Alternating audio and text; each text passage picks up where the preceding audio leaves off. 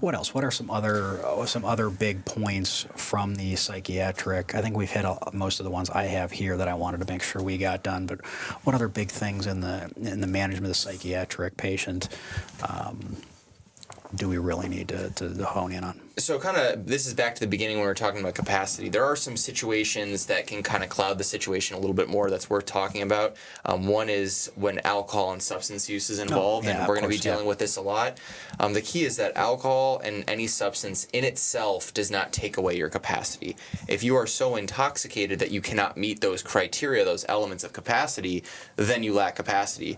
But just if I had a couple alcoholic beverages and I can meet all those criteria, I may be above the legal limit to drive, but I still have capacity and can refuse. To make decisions. And I definitely have run into situations where I've heard people state or colleagues state, "Oh, alcohol's on board, you lack capacity," and that's not true. It really just depends on the conversation. And if you as a medical provider are trying to talk to med control and they're making that statement, we need to educate the physician, obviously in a tasteful way, like don't say you're wrong. The best way to do it is like, hey, my understanding of capacity is that if they meet these elements, even if they have alcohol on board, that they have the right to refuse. Do you mind talking to the patient and seeing if you agree that they have capacity? Because I would love for them to go, but I think that we may not be allowed to take them. You've both educated them and given them a chance to kind of do what you really need, which is talk to the patient and kind of give you the answer that they need.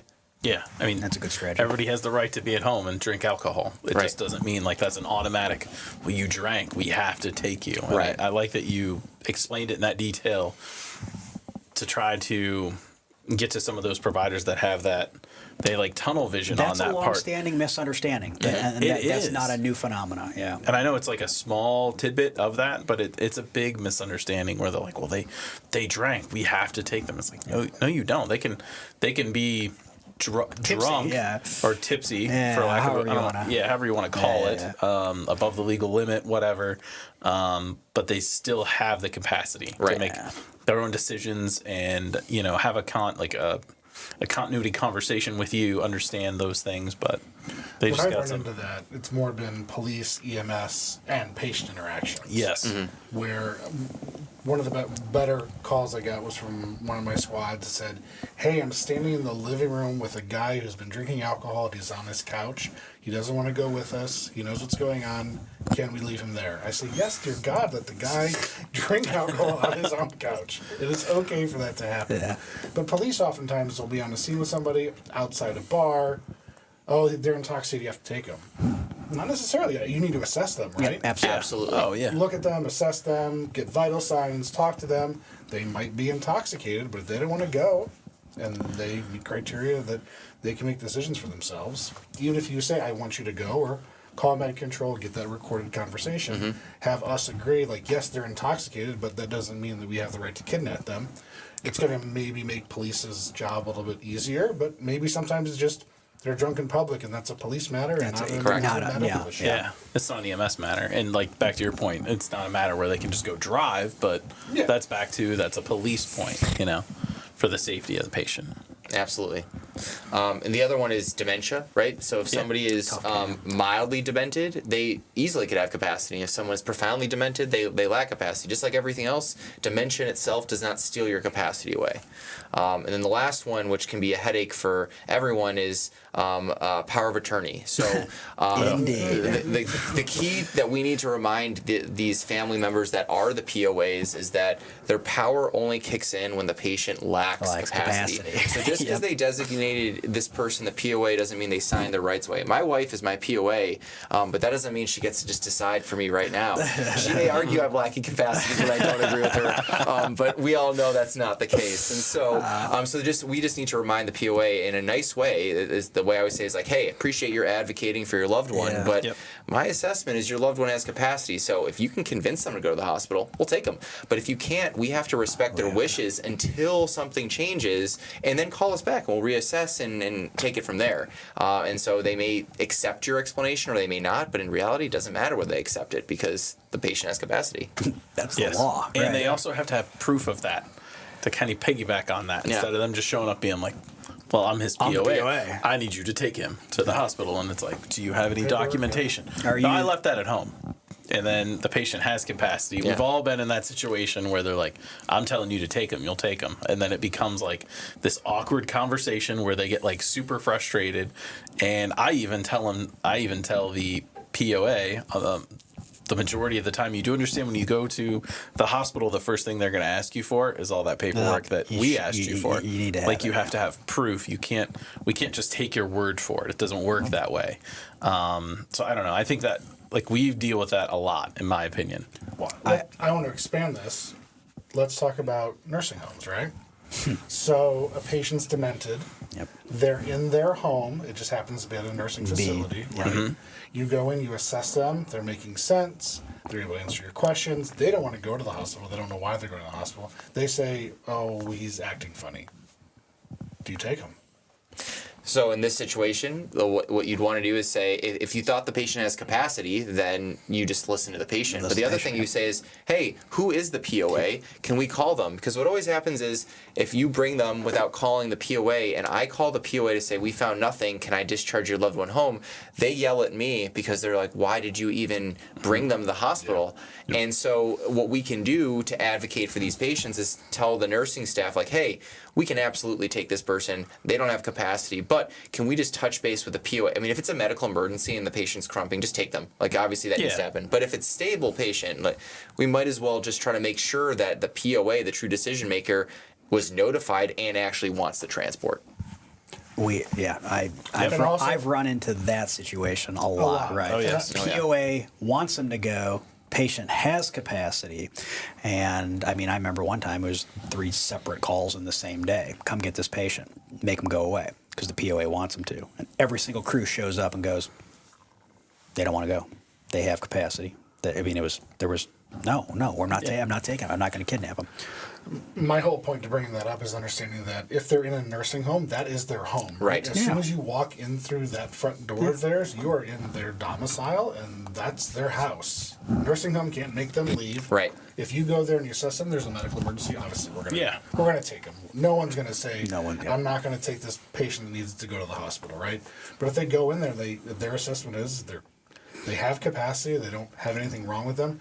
Maybe they're just being a jerk because they're being a jerk that day and they didn't get their 2 puddings they wanted. They're allowed to do that, right? Mm-hmm. That's not a reason that they're going to have to go to the emergency department. And great to call the POA because, again, that's exactly what I'm going to do. Hey, Susie's here. Yeah. I know she's had urinary tract infections in the past. She doesn't have one today. She seems fine to me, very nice. Well, why'd she send there? Like, they said altered mental status, ma'am. I don't know why they got here, but I want to tell you that she's okay. We're going to send her back. Oh, that nursing home. Yeah, agreed. Yeah. Well, too, then that's tying up. You got to think that's tying up a lot of resources during that time. That's tying up an EMS agency where, let's be honest, in the fire and EMS field right now, there's a huge national shortage. There's a vacuum. Yep. Same thing in the private sector. Healthcare in general. Let's just broad brush through this. We'll catch everybody. Like, we get to the emergency room, you already don't have enough beds. You don't have enough staff either, just because of healthcare shortages. Yep. And then that patient's going to be there a while. It's not that's quick. not a quick turnaround. They camp. Yep. They're campers. Because they're going to be there for a few hours. Full workup. Let's say at best an hour, 2 hours for a full workup, right? We get all those results back. We go to discharge them. I call for transportation. 3 to 4 hours is what they're going to tell me. And that's provided nothing adverse happens to this person. Just, I mean, being in the ER is associated with, I mean, could be exposed to another infection. I mean, if we can not expose this person to the risks of the hospital, which, I mean, the hospital helps a lot of people, but the hospital can also lead to some harms too. That's where all the sick people are at. Let's minimize that risk if possible, especially if there's no chance we're going to help this person. Right. Yeah, just 2 pudding cups. That's all they need. I'm sorry, I have this visual in my head now, totally sidebar, but I have this visual in my head of like all of the people in the nursing home going to lunch and then being like, I'll trade you my vanilla pudding cup for your chocolate pudding cup. Like, and then one guy only getting one and just like losing it. Yeah, I don't know. Like a weird version of like Grumpy Old Men is coming out. Oh, God. I'll call you. Another can I FaceTime you really quick? Another little piece with the power of attorney is I recall a situation many years ago where it was the power of attorney for their estate that was trying to make medical decisions, right? And so power of attorney isn't overarching, and there was in this case often it's probably the same person. In this case, it was very clearly delineated. As a matter of fact, in my own family, it was clearly delineated. I was the medical power of attorney for a family member. My brother was the estate. It's like they want Scott to make the decisions for clinical stuff, but he doesn't need to do anything with my house, right? So, that could add one more layer of complexity to an already gray situation in some situations. I think I've only run into that maybe once or twice, but it's a worthwhile thing if things aren't scanning to tease out, right? One other kind of small exception would be if it's a guardian. So if a judge has deemed a person to lack competency, which yes. is different than capacity. Any medical provider can designate someone as having or lacking capacity based on an assessment, and that can change from moment to moment depending on what's going on clinically. But competency is a decision made by a judge. Legal, yeah. They appoint a guardian, and the only way to revoke that is back in court. So there's a situation where there was a patient in a nursing home who had a guardian. They lacked competency, and the guardian called and said, "I want the patient transported." That's different. You don't. I mean, you should obviously assess and talk to the patient, but you can tell the patient your guardian said you're going. That's like a parent saying, "I want you to transport my kid," but the 5-year-old saying, "I don't want to go." It doesn't matter. Like your parents said you're going, so we're going to take the person. Yeah, that's a good analogy. Yeah. No, that's really good. That does happen, and we have a local hospital here that only deals with ventilators. I don't want to say the name of what that hospital is, but they have adults there. They're over the age of 18, but they completely lack capacity. Under some sort of guardianship. But they're all under guardianship of either their parents or even the state guardian. They're under under some agency. Yep. Mm-hmm. And you have to call that agency even before you admit them. Like, "Hi, I'm Dr. Hill. I'm calling from here. I have this patient here. I'm going to admit them for this." And they'll always agree with what the doctor wants. But oftentimes you might get that weird phone call like, "Oh, somebody weird listed on this piece of paper here that says they have guardianship and it's got a seal on it." You have to look at that paperwork, see what it actually is denoting, right? Make sure it says guardianship. Yep. Or doesn't say financial power of attorney at the top of it, trying to make medical decisions. I have this will. Yeah, cool. What is this? What does this will do for me when they come running out and say I'm in my mom and dad's will?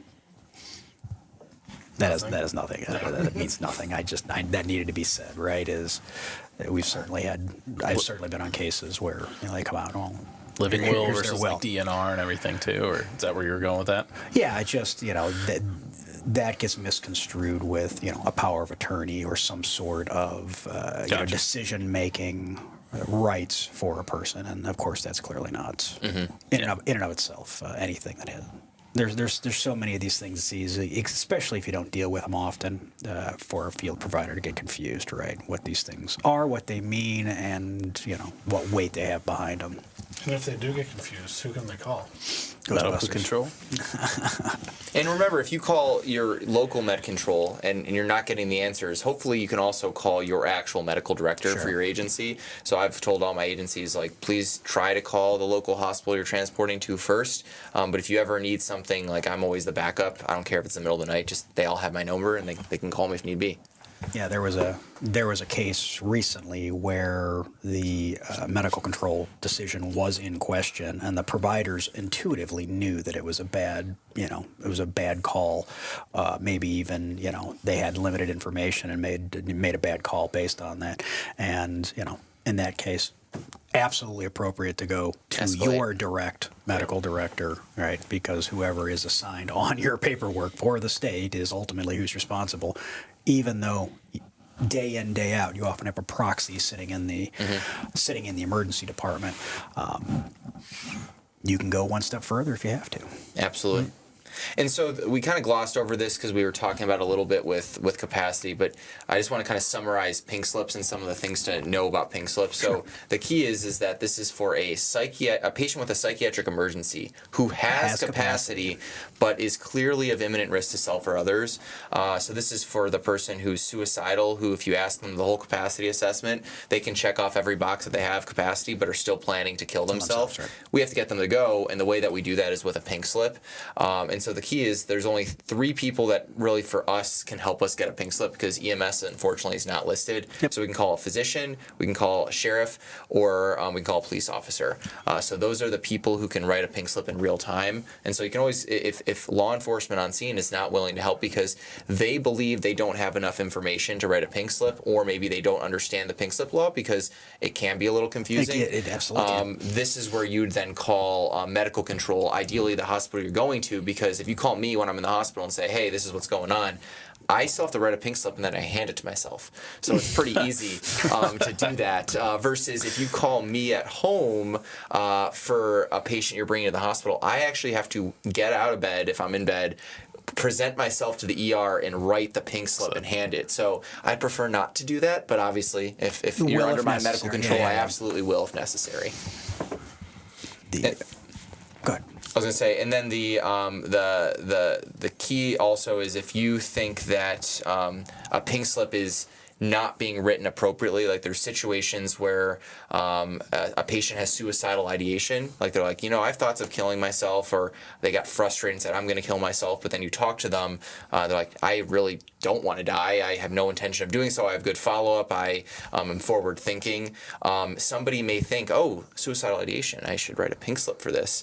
But if they're not clearly of imminent risk to self or others, even if they have suicidal thoughts or even hallucinations, does not meet criteria for a pink slip. Sure. But some people will write that. So if you think it's an inappropriate pink slip, talk to the person who's writing the pink slip and try to respectfully explain your concern. And then you could always call med control and kind of have a 3-way and say, hey, we don't want to write a pink slip for no reason. Let's make sure that we really are all on the same page and try to get it all sorted out. So I had this issue actually crop up. EMS police are on scene. Obviously EMS cannot write pink slips. Police can. Police were there early. EMS came later. Police said they were going to pink slip. EMS called med control, gave the story. I listened to it on the phone. Med control agreed that based upon the information they had, they didn't meet criteria. That was communicated to police. Police didn't want to hear our opinion and wrote the pink slip anyways. Got it. So if that does happen in your case, you try to advocate for your patient that you don't feel that they need a pink slip. As soon as that pink slip is written and handed to you, you have to transport that patient to the hospital. And that's just your next step. But then you should tell your medical director, because this can be sorted on the back end. Correct. Like, you're not going to fix it in real time. Nope. Just kind of tell the patient, look, our hands are tied. Let's just do this the easy way. You go to the hospital. They will hear your story and most likely discharge you. Don't promise them that, but just say, like, that can easily happen. So we're just going to go and we'll get you taken care of. But then tell your medical director so they can meet with whoever wrote it and re-educate. Because obviously in real time, you're not going to fix that. No, and you definitely want to approach that physician. If you're in that situation where you're forced to transport that patient, when I get to the hospital, I'm going to give my report to the nurse, but I am going to seek out the physician that's working in the emergency room and say, hey, this is a situation we had. I talked to you on the phone, or they're already going to know, but I think it's good to reiterate that and do some follow-up. Yeah, that's some of the cases you got to go hunt the doc down. Yeah, I mean, they're busy. There's a few of those you probably shouldn't. That's definitely one of them. Let them know so that way we have all the information when we evaluate the patient there at the hospital. Yeah. In this case, med control wasn't the receiving hospital, so med control was UH Portage. They received the phone call. Patient went to a different hospital. So the receiving hospital never received that initial conversation. But yes, please let your med director know. Note the run number. We can go look it up. We can go look at the pink slip, all that, and understand kind of what happened, and then go re-educate. Fix that we've probably all had lots of conversations with police about what's an appropriate pink slip, what's not an appropriate pink slip, checking all 4 boxes, and writing patients not taking their medications doesn't qualify as a reasonable way to write a pink slip. Right. Yeah, and it takes some smooth talking there too now, because here's this patient that you don't believe needs to go to the hospital, but you have to force to go to the hospital because you've been handed that piece of paper. And the last thing you want is now like a fight or, the patient to become violent. It's like, that's where I think you really have to talk to them, not promise them anything, but listen, I understand I fully understood you. I hear what you're saying. We are forced to take you because of this piece of paper, but we would rather do it the easiest way possible. I give you my word, I will go speak to the ER physician and give them your side of the story. But, if you become violent, it's just going to make this 100 times worse. So, I think that's where good connectivity with your patient, clear explanation of it is key.